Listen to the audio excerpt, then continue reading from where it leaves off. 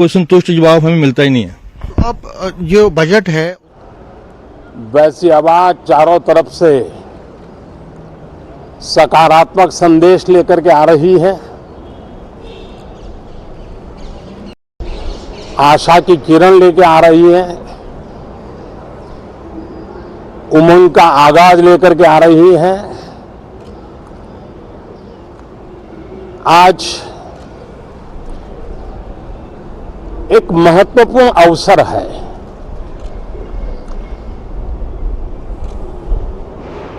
भारत के वर्तमान राष्ट्रपति जी की आज पहली ही संयुक्त सदन को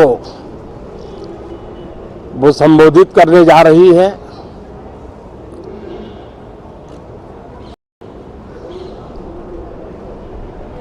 राष्ट्रपति जी का भाषण भारत के संविधान का गौरव है, भारत की संसदीय प्रणाली का गौरव है और विशेष रूप से आज नारी सम्मान का भी अवसर है और दूर सुदूर जंगलों में जीवन बसर करने वाले हमारे देश के महान आदिवासी परंपरा के सम्मान का भी अवसर है। न सिर्फ सांसदों को, लेकिन आज पूरे देश के लिए गौरव का पल है कि भारत के वर्तमान राष्ट्रपति जी का आज पहला उद्बोधन हो रहा है और हमारे संसदीय कार्य में गत 6-7 दशक से जो परंपराएं विकसित हुई हैं, उन परंपराओं में देखा गया है कि अगर कोई भी नया सांसद जो पहली बार सदन में बोलने के लिए खड़ा होता है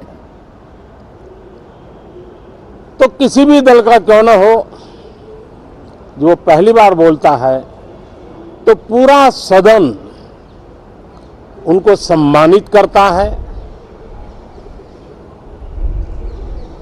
उनका आत्मविश्वास बढ़े उस प्रकार से एक सानुकूल वातावरण तैयार करता है।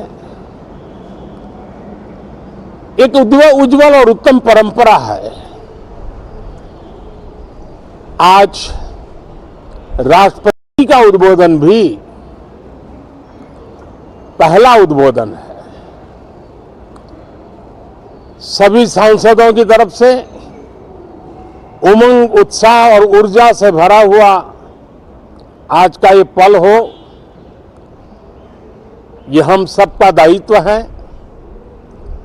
मुझे विश्वास है हम सभी सांसद इस कसौटी पर खरे उतरेंगे।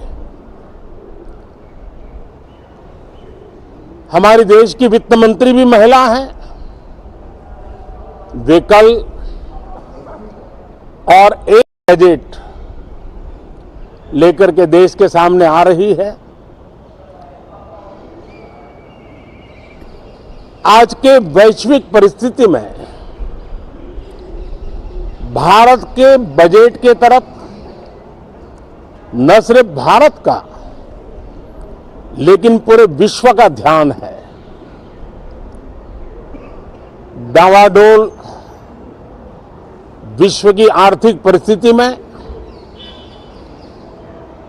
भारत का बजट